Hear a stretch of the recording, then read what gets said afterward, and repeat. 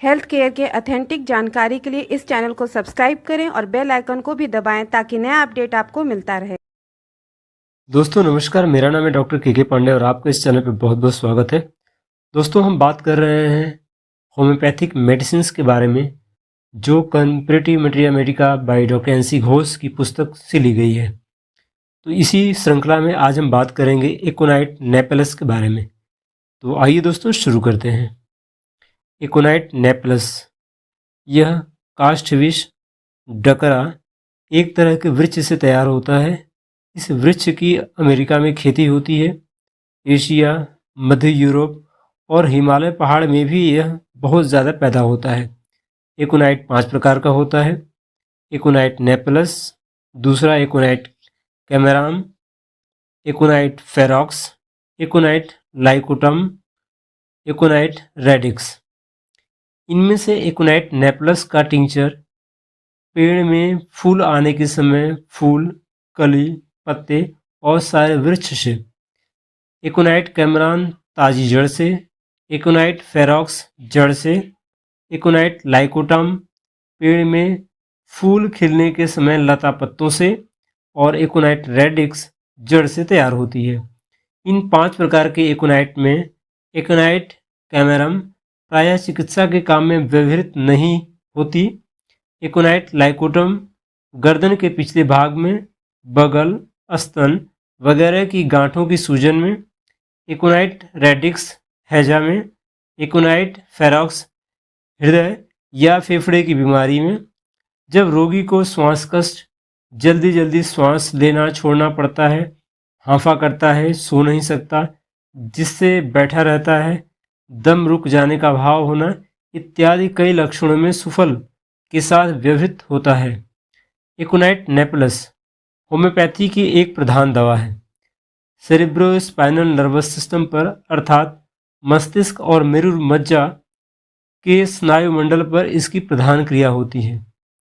एकोनाइट के द्वारा धमनी यानी आर्टरी और कैपिलरी की यानी केशिकाओं की नाड़ियों की रक्त संचालन क्रिया बंद होकर शरीर में कितनी ही जगह जैसे मस्तिष्क, मेरु मज्जा, श्लैष्मिक झिल्ली यानी mucus membrane and serous membrane, बहुत पेशी, संधियाँ, पाकस्थली, फेफड़ा, हृदय, यकृत, श्वास नली यानी ब्रोंकाई, प्यूरा, फुसफुस वेस्ट जिसे कहते हैं, गले की नली इत्यादि में रक्त की अधिकता यानी कंजेशन और प्रदाह हो जाता है। इसलिए हम लोग कितनी ही तरह के प्रदाह में और इसकी वजह से पैदा हुए बुखार की पहली अवस्था में इसका व्यवहार करते हैं और इससे विशेष लाभ भी प्राप्त होता है। एकोनाइट के द्वारा शरीर में भीतर वाले किसी यंत्र में परिवर्तन यानी ऑर्गेनिक चेंज नहीं होता है, सिर्फ यंत्रों की क्रिया में परिवर्तन होता है यानी फंक्शनल चेंज होते हैं शरीर के अंदर में। हृदय पर इसकी क्रिया रहने के कारण यदि हृदय की किसी बीमारी में इसका प्रयोग होता भी है तो रोग को उस समय के लिए घटा देने के वास्ते यानी पैलिएटिव जो हो, किसी भी बीमारी में यदि एकोनाइट का प्रयोग करना हो तो सबसे पहले इसके चरित्रगत या विशेष लक्षण जैसे बहुत ज़्यादा छटपटाहट, भय, चलने फिरने में हर वक्त शंका और भय, मृत्यु भय, मुंह से कहता है कि मैं अब न जीऊँगा, मुझे बचा न सके, तेज प्यास, बहुत ज़्यादा परिमाण में पानी पीना, जल्दी पानी पीना, पानी के सिवा और चीज़ें तीती मालूम होना, ब्रैनिया में सभी चीज़ें तीती मालूम होती है, अंतर्दाह किंतु शरीर का कपड़ा उतारते ही जाड़ा मालूम होना, तेज और कड़ी मोटी नाड़ी, पसीना एकदम बंद हो जाना, रात में उपसर्गों का यानी तकलीफ़ों का बढ़ जाना, सूखी ठंडी यानी उत्तरी पश्चिमी हवा लगने या पसीना बंद होने और डरने से रोग का पैदा हो जाना। इन कई लक्षणों पर सबसे पहले नज़र रखनी होगी। ज्वर हो या प्रदाह यानी सूजन अथवा कोई भी दूसरी बीमारी ही क्यों न हो, यदि वह एकोनाइट की बीमारी है तो रोग का आक्रमण एकाएक होगा और देखते देखते रोग के लक्षण बढ़ जाएंगे। यदि ज्वर में यह दिखाई दे कि दाह बहुत जोर का है यानी जलन, प्यास तेज है, भीतरी दाह और छटपटी है, रोगी तकलीफ से एकदम बेचैन हो रहा है, नाड़ी बहुत तेज, स्थूल यानी मोटी और तार की तरह कड़ी है, शरीर पर जरा भी पसीना नहीं है, त्वचा सूखी और रूखी है, तो इकोनाइट दें। साथ साथ फ़ायदा मालूम होगा। ज्वर में हम लोग हमेशा पहले इकोनाइट, बेलाडोना, ब्रायनिया, जेलसीमियम इत्यादि दवाएं व्यवहार करते हैं। नीचे इनका पार्थक्य देखिए। इकोनाइट के साथ कभी भी किसी दवा का पर्याय क्रम से प्रयोग न करें। यदि इकोनाइट की बीमारी होगी तो केवल इकोनाइट से ही आरोग्य हो जाएगी। इकोनाइट, इसके बुखार में पसीना बहुत बिल्कुल ही नहीं आता। रोगी के अंदर अंतर्दाह यानी जलन होती है, छटपटी, इधर उधर करवट बदलता है, प्यास और मृत्यु भय बहुत अधिक रहता है। इसमें हृदय और वक्ष स्थल में अधिक तकलीफ होती है। रोगी विकार में अंडबंड नहीं बकता। नाड़ी खूब स्थूल यानी मोटी और वेगवती रहती है। इकोनाइट स्वल्प विराम या सविराम प्रकार के बुखार में बिल्कुल ही लाभ नहीं पहुंचाता। तेज और लगातार बने रहने वाले ज्वर में ही लाभदायक है। पसीना होने पर इसकी सभी यंत्रणाएं शांत हो जाती हैं, अतः पसीना होने पर फिर इसकी ज़रूरत नहीं रहती। ज्वर बढ़ने के समय खांसी का बढ़ना और खांसने से सिर और छाती का दर्द बढ़ जाना इकोनाइट का एक दूसरा लक्षण है। बेलाडोना, बुखार में रोगी का शरीर बहुत गर्म रहता है, इतना गर्म कि हाथ जलने लगे। बीच बीच में पसीना होता है और कभी कभी तो पसीना इतना ज़्यादा होता है कि ऐसा मालूम होता है कि अब ज्वर छूट जाएगा, परंतु तुरंत शरीर वैसा ही गर्म और बुखार ज्यों का त्यों ही बना रहता है। बेलाडोना में जो अंग दबा हुआ रहता है वहीं अधिक पसीना होता है। इसमें सिर दर्द, माथे में बहुत अधिक यंत्रणा, रोगी अंडबंड बका करता है, कोई जानवर या भूत या कोई काल्पनिक छाया देखकर डरता है, नींद आती है पर सोता नहीं है, रोगी रह रहकर चौंक उठता है। इसमें मस्तिष्क के लक्षण ही अधिक प्रबल रहते हैं। ब्रायनिया, रोगी गुमसुम पड़ा रहता है। इसके रोग लक्षण हिलने डुलने से बढ़ते हैं। कलेजे में न जाने कैसा मालूम होता है। आँख, कनपटी और माथे में बेतरह दर्द होता है।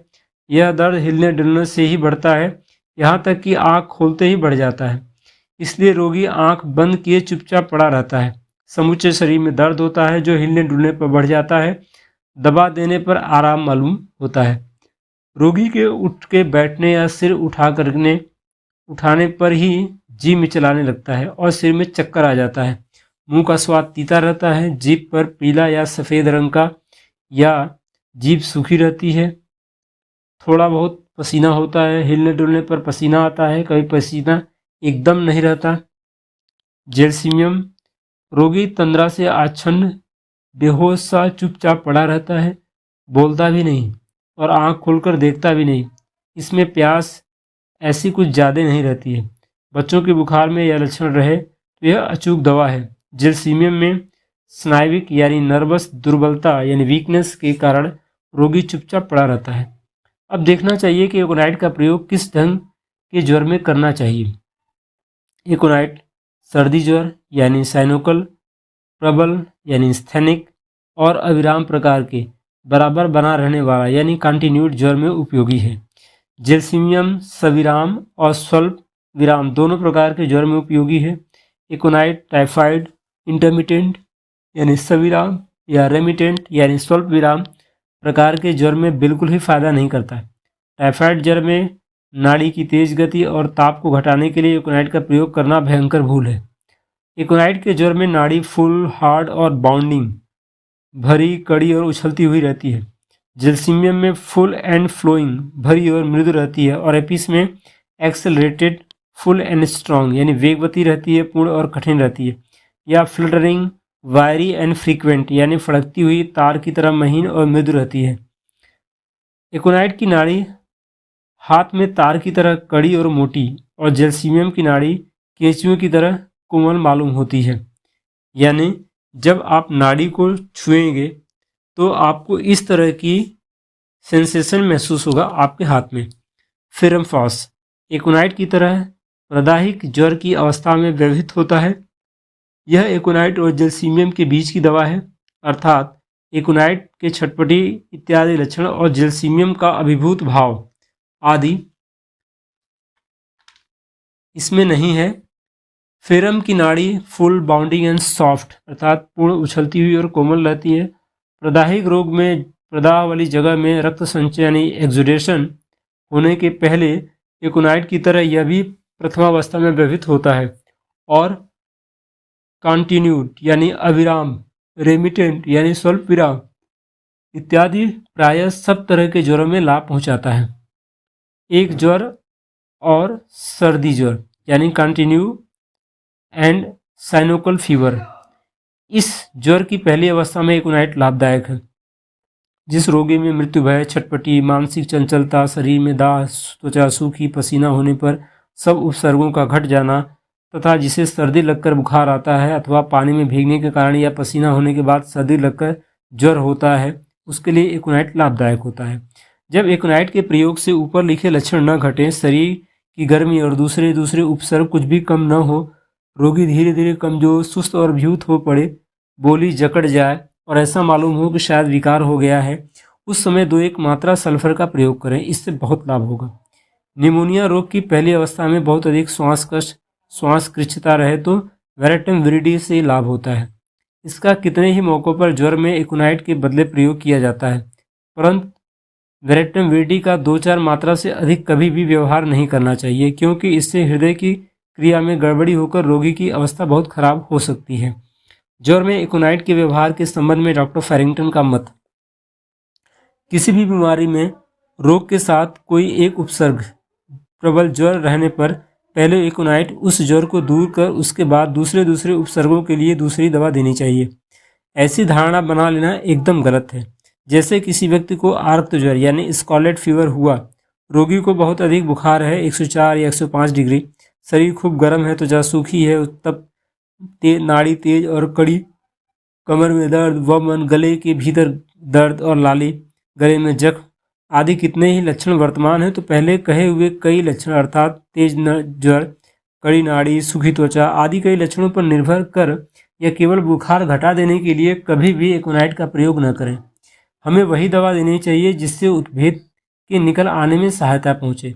आरक्तक ज्वर में एकोनाइट बिल्कुल भी फायदा नहीं करती, पर यदि एकोनाइट के मानसिक लक्षण यानी मृत्यु भय, छटपटी आदि लक्षण दिखाई दे तो उक्त इरप्टी ज्वर में यानी उद्भेद के ज्वर में उसका प्रयोग किया जा सकता है, परंतु इतने पर भी एकोनाइट का प्रयोग होने के कारण 100 में से 90 मनुष्यों को हानि ही पहुंचेगी।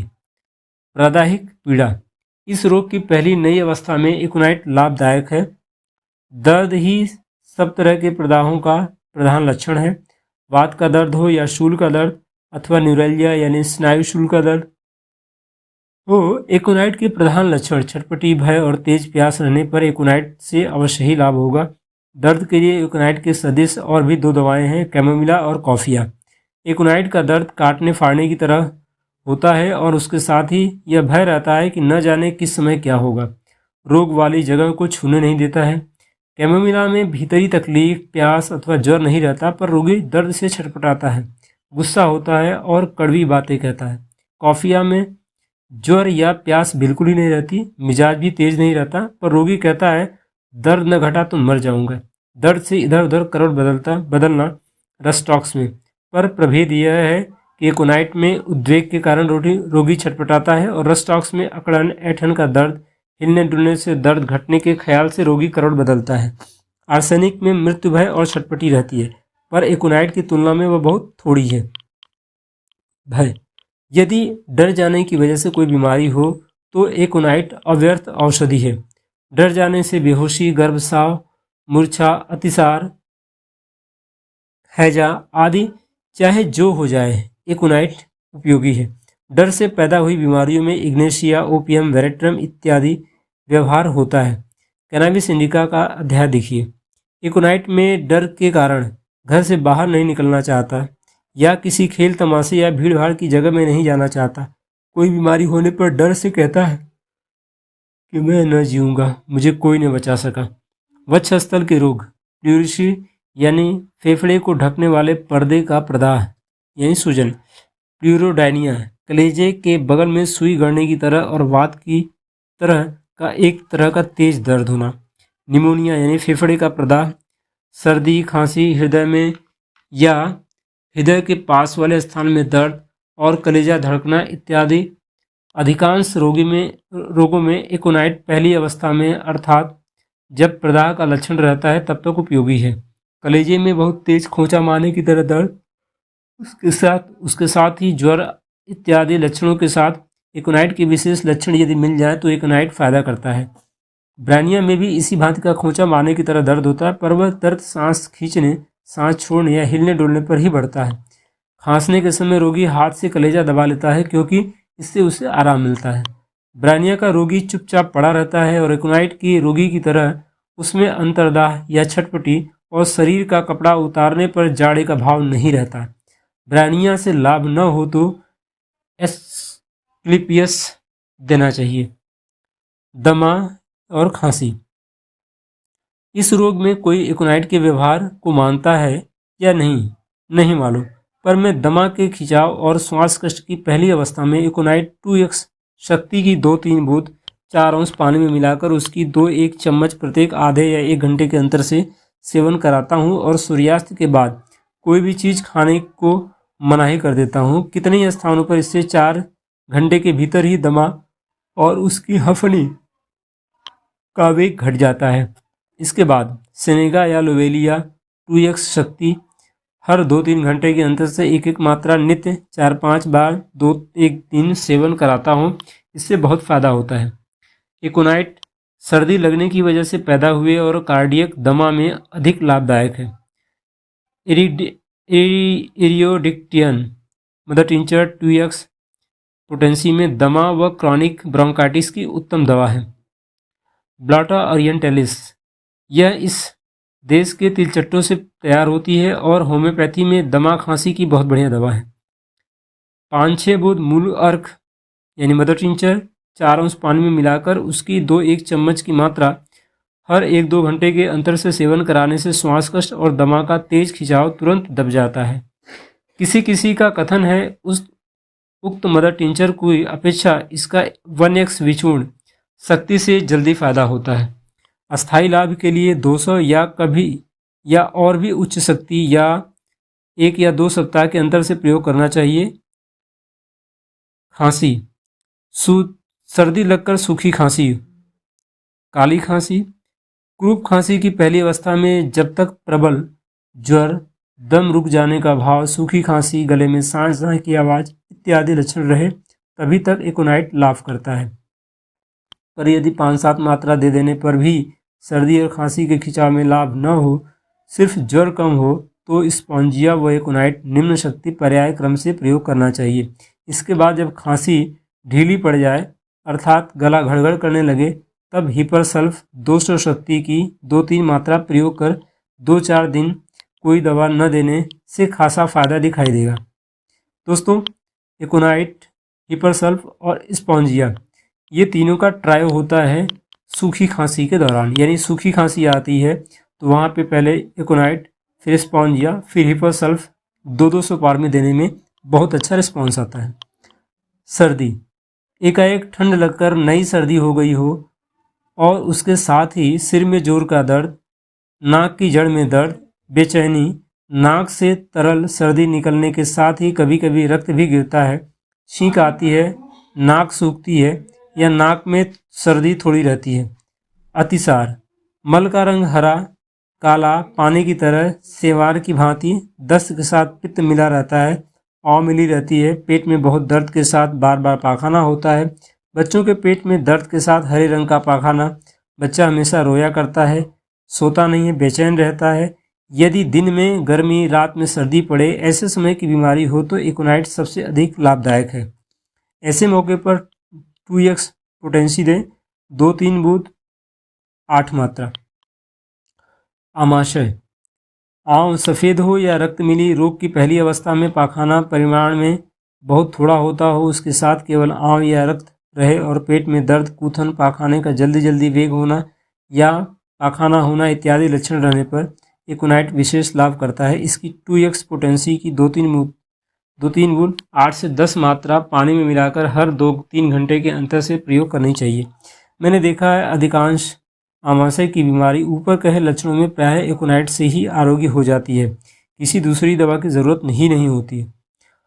अभिज्ञता का परिणाम, मैं आमाशय की बीमारी की पहली अवस्था में यहाँ तक कि 2, 3 या 4 दिन की बीमारी हो जाने पर भी यदि रोगी आता है तो बिना कोई विशेष लक्षण मिलाए जल्दी में इकोनाइट नेप्लस 2x पोटेंसी की 4-5 बूंद 10-12 मात्रा पानी में मिलाकर उसकी एक मात्रा 2-3 घंटे के अंतर से प्रयोग करता हूँ और पेट में दर्द अधिक रहने पर कोलोसिंथ मदर टिंचर 20 बूंद 1 औंस ग्लिसरीन में मिलाकर उसकी 25 से 30 बंद पेट पर मालिश कर अथवा समान भाग में जल मिलाकर पेट पर भीगी पट्टी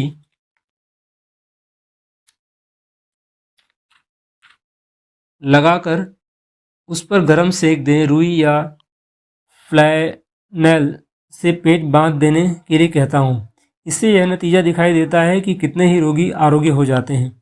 एकदम आरोग्य न होने पर भी पेट का दर्द वगैरह कुछ घट जाता है। इसके बाद लक्षण के अनुसार कोलोसिंथ, मर्क्यूरियस, हिपर, कॉल्जिकम, कालीनाइट्रिकम आदि दवाओं का प्रयोग करता हूँ। पुरानी बीमारी में ट्रोम्बिडियम, सल्फर और हिपर के से उपकार होता है। अगर पेट में दर्द ज़्यादा न हो तो चैपारो मदर टिंचर दिन में 4-5 मात्रा के हिसाब से 5-6 दिन तक दें। पेशाब की बीमारी। पेशाब का रंग लाल, गर्म और बहुत तकलीफ देने वाला, परिमाण में बहुत थोड़ा पेशाब बंद, रोगी का छटपटाया करना, चिल्लाकर रोना, लिंग मुट्ठी में पकड़े रहना, पेशाब बूंद-बूंद होना, खून का पेशाब, मूत्रनली में जलन, पेशाब में कूथन, पेशाब करने के पहले भय मालूम होना, बच्चा पैदा होते ही यदि पेशाब बंद हो जाए तो इकोनाइट के प्रयोग से लाभ होगा। उदरशूल और अम्लशूल का दर्द। पेट दर्द पैदा होते का समय कोई बंधा नहीं रहता है। कभी खाली पेट रहने पर तो कभी कुछ खा लेने पर ही दर्द पैदा हो जाता है।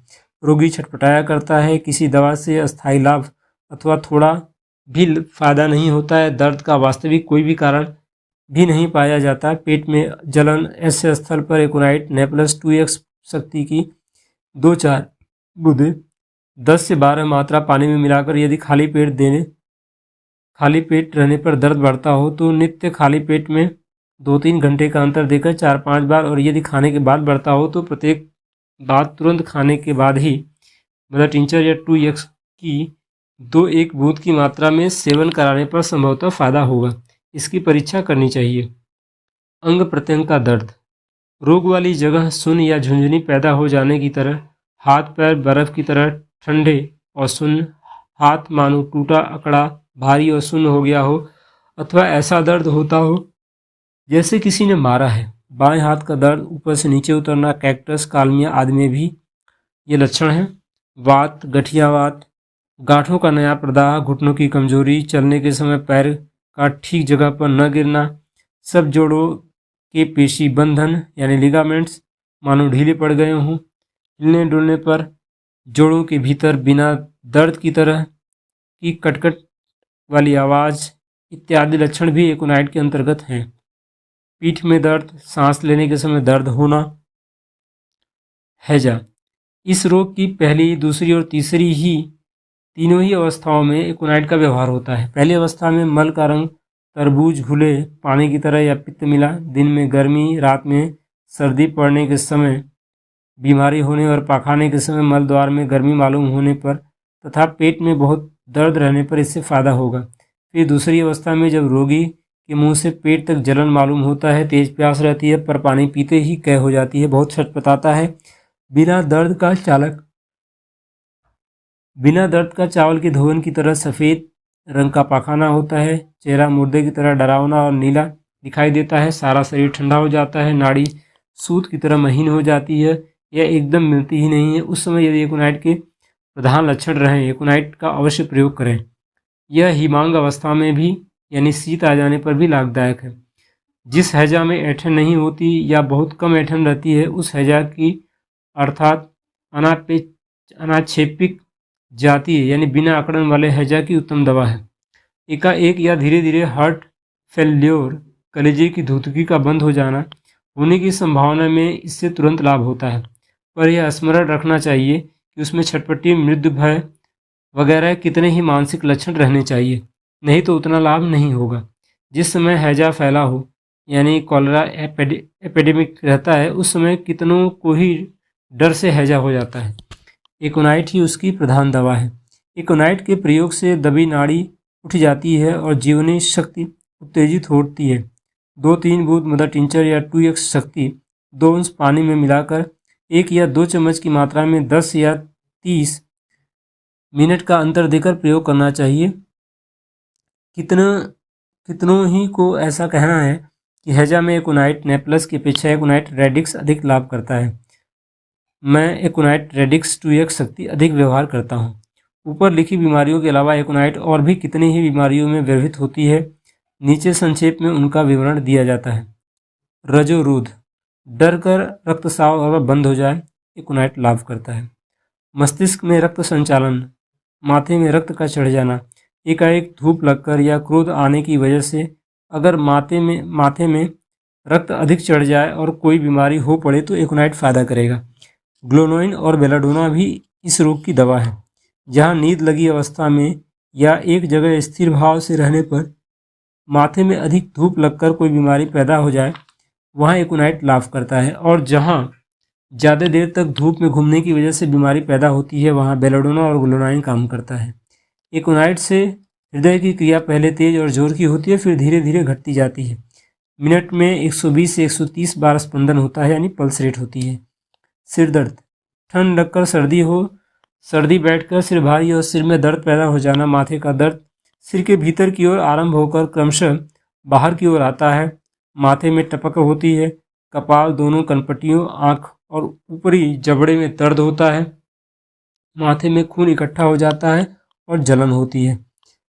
हृदय की बीमारी, सर्दी, गर्मी, हृदय की कमजोरी, कलेजा धड़कना, मूर्छा हो जाने का उपक्रम, pulse full, heart tense, bounding, sometimes intermittent अर्थात नाड़ी भरी, कड़ी, तनी और उछलती हुई, कभी कभी सविराम।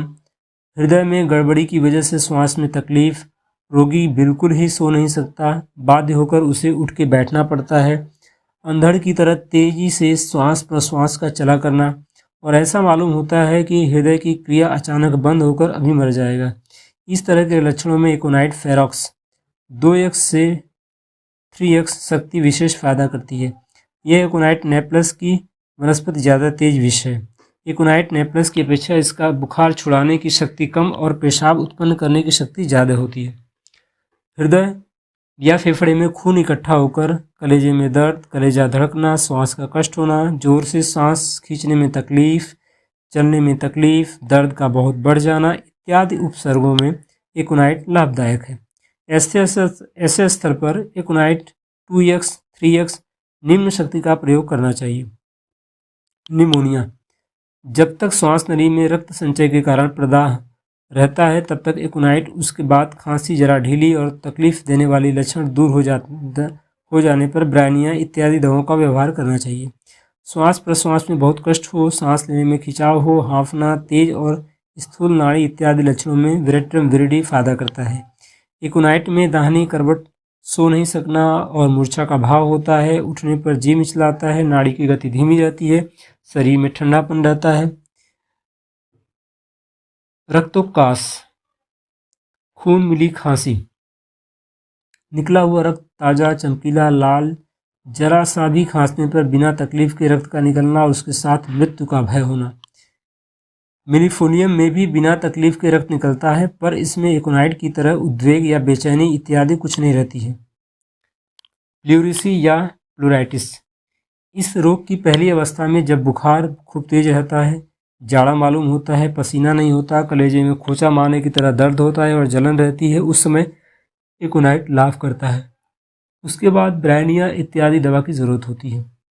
आँख की बीमारी, सर्दी लगकर या सर्द हवा लगकर आँख आना, इसके अलावा अगर एकाएक किसी कारण से आँखों में प्रदाह हो जाए, आँख फूल जाए, लाल हो, आँख के भीतर गर्मी मालूम होती हो, जैसे आँख में बालू पड़ गई हो, जलन होती हो, आँख से पानी बहता हो, आँख खोली या देखा न जाए, ये लक्षण रहे तो एकोनाइट से लाभ होगा। आँख में हवा और सूर्य की रोशनी बिल्कुल सहन नहीं होती है, बाहरी प्रयोग के लिए मैजेंटा लोशन दें। कान की बीमारी, मनुष्य स्वस्थ है, किसी तरह की तकलीफ नहीं है, ऐसे में एकाएक कान के भीतर तकलीफ, कुरकुटाहट, टपक का दर्द होने लगना, कभी कभी एकाएक सर्दी लगकर इस तरह का दर्द होना, उसके साथ ही ज्वर और एकोनाइट की चरित्रगत छटपटी, भय इत्यादि लक्षण रहना, कभी कभी सुनने की ताकत तेज हो जाती है, किसी तरह की आवाज़ खासकर गाने बजाने का शब्द सहन नहीं होता है, दांत का दर्द, सर्दी लगकर दांत की जड़ फूल जाना, दर्द, कनकनी इत्यादि होने पर पहली अवस्था में एकोनाइट लाभ करता है। प्रमेह या सुजाक, पहली अवस्था में जल्दी जल्दी पेशाब लगना, पेशाब करने के समय जलन, पेशाब गर्म, बहुत थोड़ी मात्रा में सुजाक का मवाद निकलना और साथ ही बुखार, प्यास, भय इत्यादि लक्षण रहने पर एकोनाइट 2x या 3x शक्ति से फ़ायदा होगा। 2-3 बूंद दवा 10-12 खुराक पानी में मिलाकर उसकी एक एक मात्रा 2-3 घंटे के अंतर से तब तक सेवन करनी चाहिए जब तक फ़ायदा न हो। दूध का बुखार यानी दुग्ध ज्वर, स्तन प्रदाह की पहली अवस्था में स्तन गरम, लाल, फूला, चिलक मारने की तरह दर्द और साथ ही बेचैनी, प्यास, ज्वर इत्यादि रहने पर एकोनाइट का प्रयोग करना चाहिए। इस रोग की लाभदायक दवाएं हैं ब्रायनिया, फैटुलक्का इत्यादि।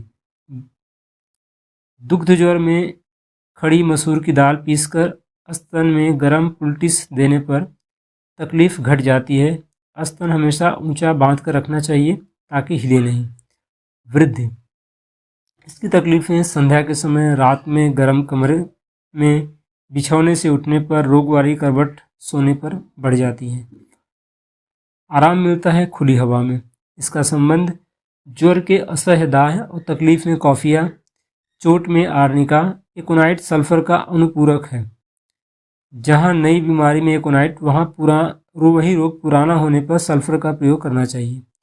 अधिक मात्रा में सल्फर का सेवन हो जाने पर एकोनाइट उसकी प्रतिषेधक दवा भी है।